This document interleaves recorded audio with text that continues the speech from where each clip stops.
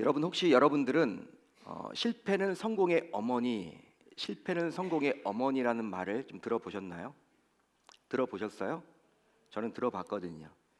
참 멋진 말 아닙니까? 실패는 성공의 어머니다. 자, 그렇다면 여러분들에게 묻겠습니다. 이 말을 과연 누가 했을까요? 누가 한 말입니까? 이 말은요, 백열 전구를 발명했던 미국의 유명한 발명가가 있죠. 바로 에디슨이 했습니다. 에디슨. 아마도 이 에디슨에 대해서 여러분들은 모르지 않을 거예요. 뭐 한두 번은 다 들어보셨겠죠. 발명가 아닙니까? 지금 미국의 제너럴 일렉트릭이라는 큰 회사가 있는데 그 회사의 창업주라고 보통 알려져 있죠. 이 에디슨은 전구를 발명하기 위해서 수천 번의 실험을 했다고 전해집니다. 수천 번의 실험.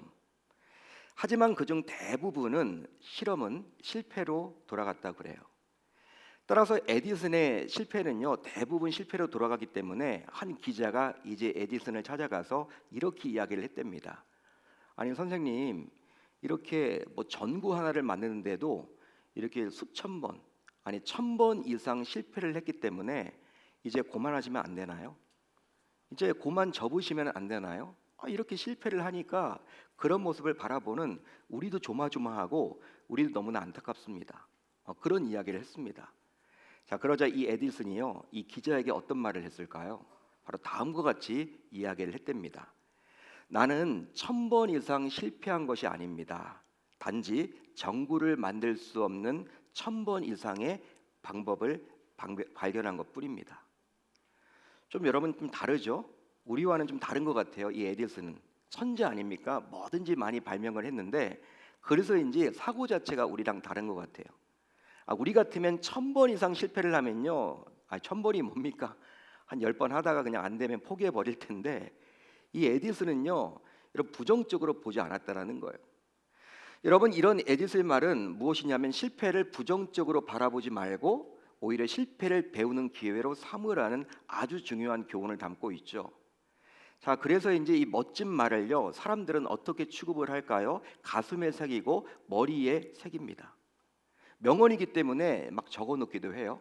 다이어리에 적어놓기도 하고 책상 앞에 붙여서 우리가 힘들 때마다 그것을 바라보기도 한다라는 거예요.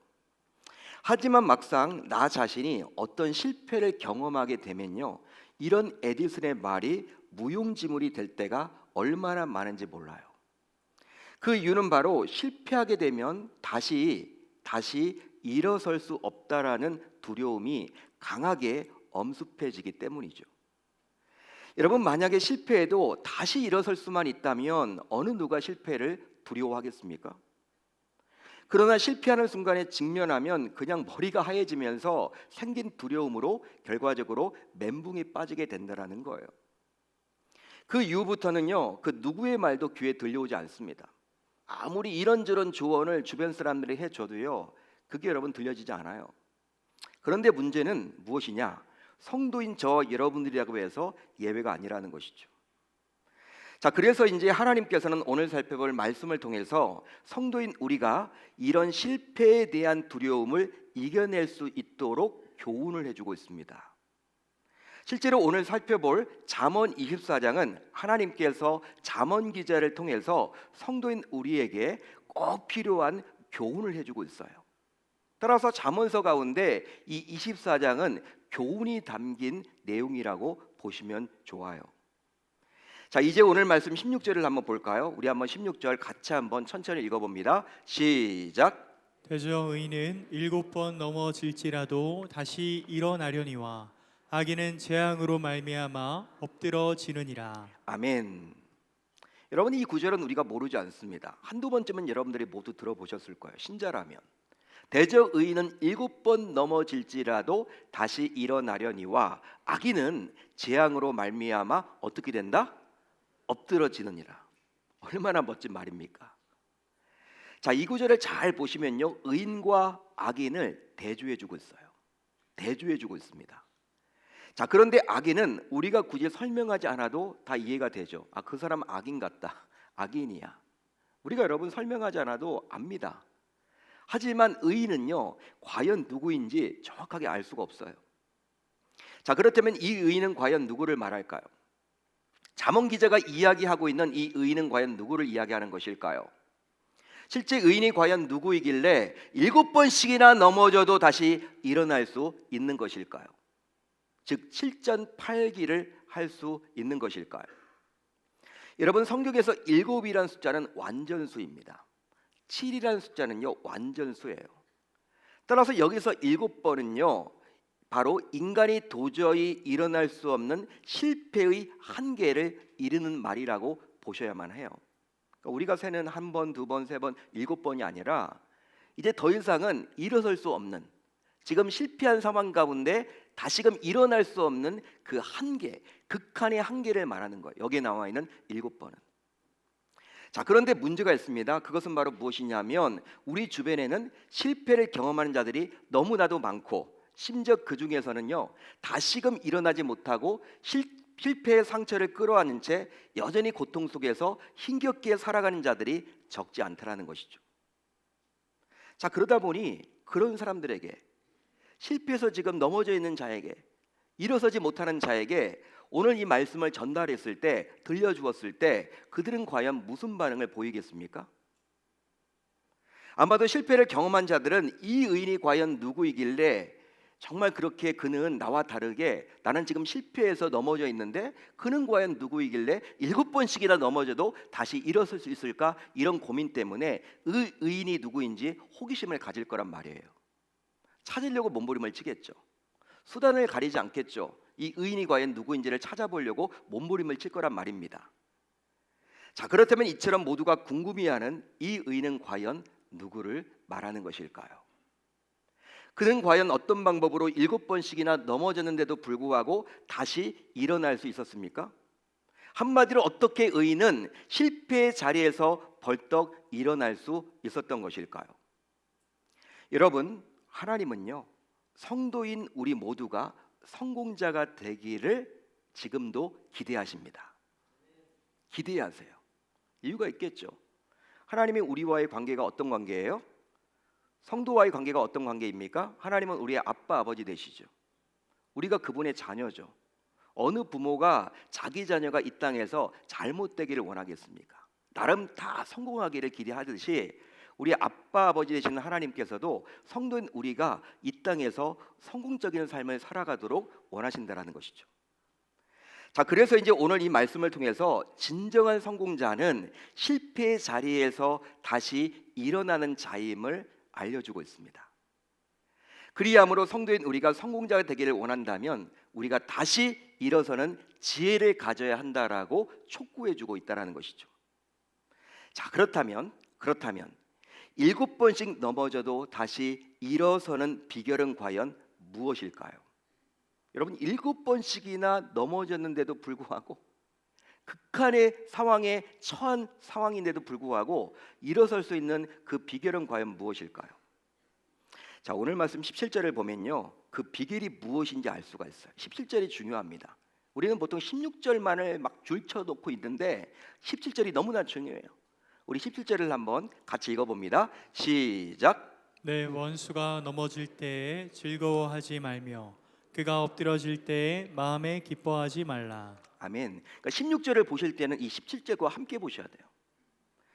자, 이 구절을 통해서 실패한 누군가를 일으켜 줄 아는 자가 곧 7번씩 넘어져도 다시 일어날 수 있는 비결을 갖게 됩니다.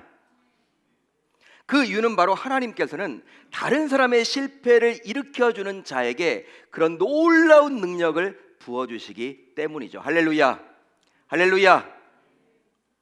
따라서 실패를 극복하고 다시 일어나기를 원한다면, 여러분 혹시 실패한 상황 가운데 놓여 있습니까? 낙심이 찾아왔습니까? 지금 특별히 떨어져 있습니까? 지금 특별히 낭만 가운데 어떻게 헤어나오지 못할 그런 상황 가운데 놓여 있습니까? 그렇다면 실패를 극복하기를 원한다면, 그래서 다시 일어나려면 설령 상대가 원수라도 일단 넘어졌다면 일으켜 세워줄 수 있어야만 합니다.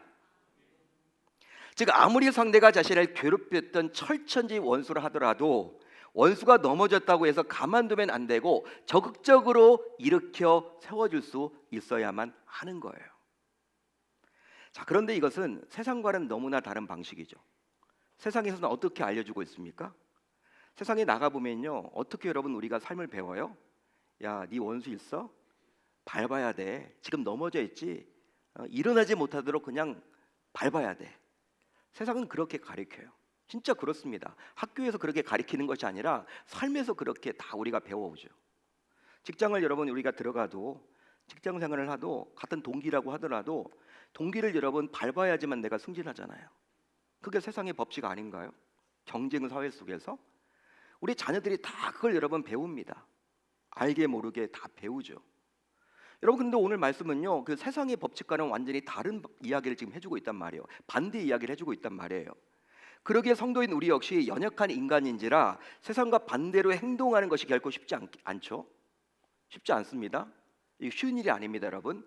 그럼에도 불구하고 이것이야말로 자신이 넘어졌을 때 하나님으로부터 일으킴을 받을 수 있다는 사실을 우리 모두 기억할 수 있어야 할 줄로 믿습니다.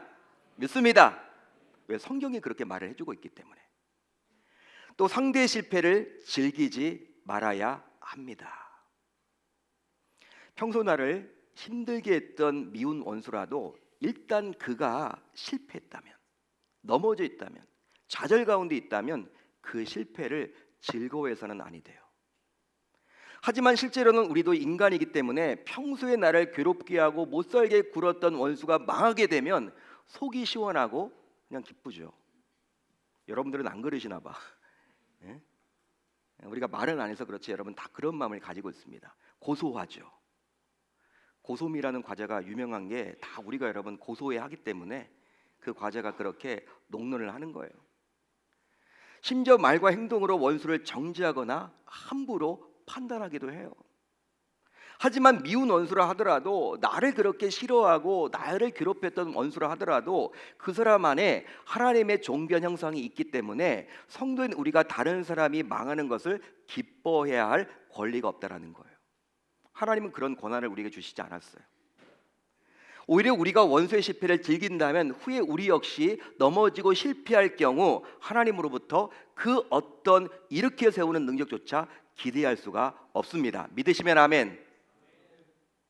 그렇지만 하나님께서는요, 원수가 실패했을 때, 아니 원수는 뭐 많이 없으니까 좀 나랑 잘 안 맞는 분들이 있죠. 불편한 분들이 있죠.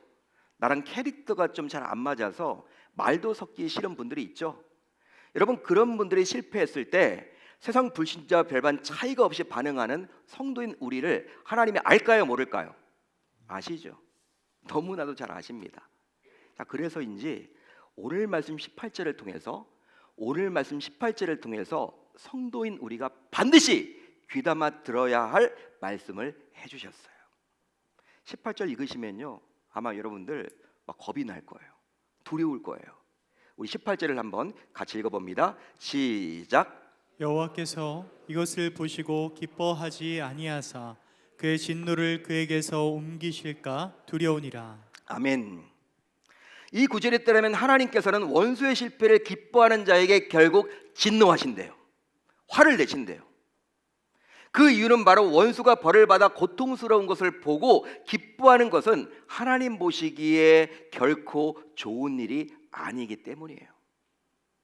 그 결과 하나님께서는 원수에게 내리시려던 진노를 오히려 그에게서 옮기사 원수의 실패를 보면서 기뻐하고 즐거워하는 자에게 내리신답니다. 얼마나 무서운 이야기입니까? 그런즉 이 말씀은 결국 하나님께서 원수의 실패를 즐기는 자를 실패하게 하시겠다라는 거예요. 무서운 이야기입니다. 저는 이 18절 보면서요, 막 소름이 막 들었어요. 아, 보통의 이야기가 아니구나.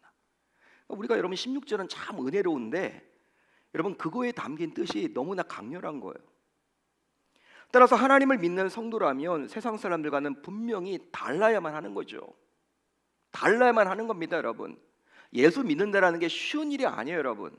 교회만 다니는 게 아니라는 거예요. 말씀에 따라 사는 것이 쉽지 않다라는 거예요. 바로 아무리 자신을 괴롭혔던 철전지 원수라 하더라도 그 사람이 넘어졌거나 엎드려졌거나 실패했을 때 그것을 고소해하고 기뻐하며 즐거워해서는 결코 아니 될 줄로 믿습니다. 여러분, 이게 쉬운 일이 아니기 때문에 그런 거예요. 여러분, 17절 18절을 우리가 살펴보니까 좀 겁이 들지 않습니까? 겁이 나지 않나요? 무섭지 않나요? 하나님이 이런 분이시네. 사랑하는 성도 여러분, 어떤 사람이 관계를 되게 힘들어하는 분이 있었어요. 너무 힘들어. 이분이 자기 자신도 알아. 가는 곳마다 왜 이렇게 힘들지? 나는 잘 한다고 하는데 왜 그럴까? 너무나 힘들어가지고 관계 세미나를 갔어. 이 관계의 문제를 해결해 준다라는 세미나에 돈을 주고 갔어요. 예? 얼마나 힘들면 여러분 그런 세미나를 찾아다녔겠냐는 거예요. 강사님이 여러분 어떤 이야기를 하냐면, 우리 세미나에 오면 관계가 힘든 분들은 다 오세요. 여기서 강의만 들으면 이제 앞으로는 관계에 어려움 없이 위기 없이 행복하게 살아갈 것입니다. 이런 광고를 듣고 간 거예요. 가니까 사람들이 바글바글 하더래요. 바글바글. 그만큼 관계의 어려움을 토로하는 사람들이 많다는 거죠. 자, 그런데 문제는 무엇이냐면 조금씩 시간이 지나게 되어서 그 세미나에 참석했던 사람들끼리 관계를 맺다 보니 역시나 또 관계의 어려움이 그 속에서 생기더라는 거예요. 거기 오신 분들은 다 어떤 분들이에요? 관계 문제를 풀려고 돈까지 내고 왔는데 그곳에서 특별히 좀 친해지면서 관계를 맺다 보니까 또 다른 문제가 생긴 거예요. 여러분, 또 다른 관계의 어려운 문제가 생긴 거예요. 스트레스를 다 받게 되었다는 이야기가 있습니다. 여러분, 이처럼 직장에서, 학교에서, 가정에서, 심지어 교회에서도 관계의 어려움을 토로하는 분들이 너무나 많아요. 실제 이곳에 앉아서 예배를 드리면서도 성도 간에 불편한 감정을 가지고 계실지도 모르겠습니다. 원수까지는 아니더라도 같은 교우고 같은 우리 교회 다니는 우리 귀한 성도님들인데 말도 섞기 싫어하시고, 그분이 3부 예배 나오니까 나는 2부 예배 가고, 그분이 1부 예배 나오니까 나는 4부 예배 가고, 자꾸 피하려고만 하고 뭔가 얽히고 설키는 것 자체가 싫어해서 그냥 그렇게 여러분 신앙생활을 하는 분들이 행여나 여기 앉아 계실지도 모르겠어요. 이런 관계 위기에서 받은 상처로 인해서 결국 서로 간에 원수처럼 지내기도 하지 않습니까? 그게 저의 모습이고 여러분들의 모습 아닌가요? 결국 이런 원수를 바라보면서 우리는 종종 이런 생각을 갖기도 해요. 바로 원수가 망했으면 좋겠다라고 여기며 더욱이 원수가 넘어졌을 때는 그것을 즐거워하며 기뻐하며 잘 되었다라고 속으로 생각하기도 한다라는 것이죠. 아니, 원수가 아니더라도 나랑 맞지 않은 그 누군가가 그렇게 넘어졌을 때 그것을 고소해하는 경우들이 얼마나 많습니까? 더욱이 원수에 대한 이런 감정은 지극히 당연하다고 여기며 나름 자기 합리화를 할 때도 많이 있죠. 심지어 나도 사람인데 어떻게 해? 나도 인간이야. 나도 사람이야. 이런 나에게 뭘 더 바래? 이렇게 이야기하면서 나를 괴롭혔던 원수에게 그 원수가 벌을 받는 것은 지극히 당연하다고 인과응보식으로 반응한 경우도 우리가 얼마나 많을까요? 하지만 이런 내 생각과 감정이 결국 실패한 나로 하여금 앞으로 어떤 경우에 나도 실패하게 될 텐데 실패한 나로 하여금 다시 일어서지 못하게끔 막는 발목을 잡는 것이라면 이제 성도인 우리는 과연 어떻게 하면 좋을까요? 그런즉 성도인 우리 역시 실패할 수도 있음을 기억하며 나 자신도 여러분 넘어질 수 있음을 기억하시며 이제 다음과 같이 다짐하고 결단을 해 봅시다. 다른 사람의 아픔을 은근히 즐기는 못된 버릇을 버려 봅시다. 솔직히 내가 어떤 문제도 좌절하고 낙심해 있는데 나와 가까운 누군가가 찾아와요 나를 보고 은근히 비꼬고 즐기고 있다면 과연 나는 기분이 좋겠습니까? 여러분, 좋을 리가 없죠. 좋을 수가 없죠. 따라서 절대로 타인의 실패를 즐기지 말아야만 하겠죠. 할렐루야. 오히려 실패한 자들에게 적극적으로 다가가서 일으키는 자가 되어 봅시다. 심지어 예수님께서 이런 말씀까지 하셨어요. 깜짝 놀랄 말씀을 하셨습니다. 너무나 여러분 이게 지키기 힘든 말씀을 하셨습니다. 어떤 말씀을 하셨냐면 예수님께서 마태복음 5장을 통해서 너희 원수를 사랑하며 너희를 박해하는 자를 위해서 어떻게 하라? 기도하라고까지 말씀하셨어요. 여러분, 기도가 됩니까? 기도가 됩니까, 여러분? 원수를 위해서, 나를 그렇게 괴롭혔던 그 인간을 위해서 여러분 기도가 돼요? 쉽지 않잖아요, 여러분. 여기 앉아 계신 분들은 다 되나 보시네. 저는 안 되던데. 이것도 여러분 성령의 은혜가 아니면, 하나님의 은혜가 아니면 안 되거든요. 예수님은 이것까지 요구하고 있어요. 어떻게 이럴까? 원수를 어떻게 사랑해? 너를 박해하는 자를 위해서 기도하라? 와, 어떻게 이런 일을? 바울도 여러분 또 그 비슷한 이야기를 합니다. 예수님과 바울은 통한 면이 있어. 예? 바울은 어떻게 이야기하냐면 로마서 12장에서 다음과 같이 이야기합니다. 내 원수가 줄이거든 먹이고 목마르거든 어떻게 하라? 마시게 하라. 이 구절들을 잘 보시면 대적 원수를 사랑하고 심지어 기도하라고 요구하고 있죠. 그뿐 아니라 원수의 필요까지 적극적으로 채워주라고 성도인 우리에게 부탁하고 있습니다. 촉구하고 있어요. 그런데 이것들 모두 실패한 원수에게 도움을 주도록 적극적으로 반응하라는 거예요. 우리는 그것까지는 해요. 원수가 넘어져 있을 때 내가 고소해하지 않을 수는 있어. 그냥 지나쳐. 그런데 그냥 지나치는 경우가 있어. 고소해하지는 않아요. 그렇지만 지나치는 경우들이 너무 많아요. 근데 우리 주님께서는 지금 어떻게까지 이야기를 하셔요? 이렇게 세우라는 거예요. 다가가서 이렇게 세우라는 거예요. 적극적으로 제스처를 취하라는 거예요. 따라서 성도인 우리 모두 지금 당장 넘어진 자들과 엎드러진 자들에게 다가가서 일으켜주는 자가 되어야만 하겠습니다. 할렐루야, 할렐루야. 그리할 때 7번이 아니라 설령 70번, 700번 넘어졌더라도 하나님께서 반드시 우리를 일으켜 주십니다. 그러기에 하나님께서는 지금도 두루 감찰하시며 내가 어떻게 행동하는지를 세밀하게 살피세요. 할렐루야, 할렐루야. 하나님은 두루 다니면서요, 여러분 어떻게 하는지를 지금 보고 계신다라는 거예요. 여러분, 성도인 우리 모두 설령 7번 넘어지더라도 이제 다시 벌떡 일어나야만 하겠습니다. 하겠습니다. 하지만 이것은 우리의 힘과 노력과 결단만으로는 불가능해요. 우리 해보셨잖아요, 여러분. 안 돼요, 여러분. 오직 의인으로 칭해 주신 여호와 하나님께서 친히 도와주실 때 가능해집니다. 그러기 위해서는 성도인 우리 편에서도 지금까지 살펴본 말씀대로 이제 실천하셔야만 하는 거예요. 믿으시면 아멘, 동의하시면 아멘. 오늘 배웠던 말씀, 오늘 우리가 살펴봤던 말씀, 깨달았던 말씀대로 우리가 이제 삶 속에서 실천하셔야만 하는 거예요. 자, 그런데 잠언 기자는 이것을 지혜라고 이야기를 합니다. 한번 따라합니다. 지혜, 지혜라고 이야기를 해요. 자, 오늘 말씀 13절로 14절을 우리말 성경으로 한번 살펴봅니다. 우리말 성경으로 좀 쉽게 번역이 된 우리말 성경을 통해서 한번 살펴보겠습니다. 같이 읽습니다. 시작. 내 아들아, 꿀이 좋으니 먹어라. 꿀송이를 먹으면 입에 달 것이다.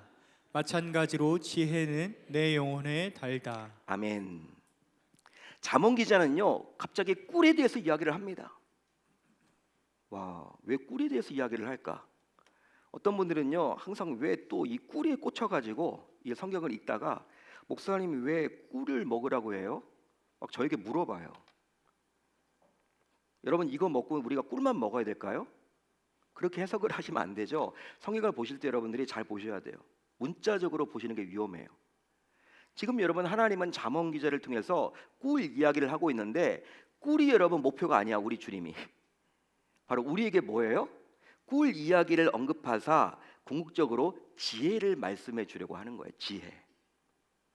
따라서 자연에서 채취한 완전 식품인 꿀은 그 어떤 가공도 필요 없으며 오히려 가공하게 되면 그 맛과 효능을 떨어뜨릴 뿐이죠.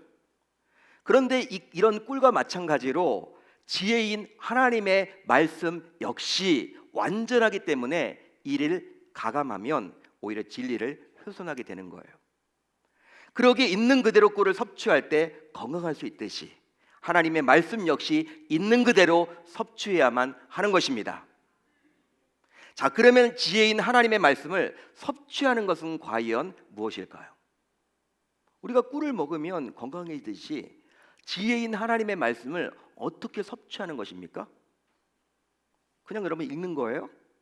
하나님 말씀 읽는 게 여러분 그냥 이렇게 우리가 섭취하는 겁니까? 그렇지 않죠. 그렇지 않아요. 하나님 말씀 섭취하는 것은요, 바로 하나님의 말씀대로 살아내는 것입니다. 살아내는 거예요.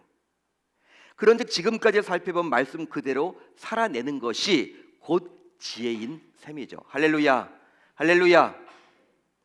따라서 이제 지혜란 바로 말씀을 실천하는 것이기에 지금까지 살펴본 말씀대로 살아내므로, 오늘 제가 지금까지 쭉 설교해 왔던 이 내용대로 살아내므로 성도인 우리 모두 이제 어떤 상황에서도, 어떤 형편에서도, 어떤 처지에서도, 어떤 환경에서도 실패하더라도 하나님께서 다시 일으켜 주시는 지혜자가 모두 될 수 있어야 할 줄 우리 주님의 이름으로 축원합니다. 축원합니다. 그렇게 한번 살아보겠다라고 결단하고 다짐하는 저와 여러분들이 다 되실 수 있기를 바랍니다.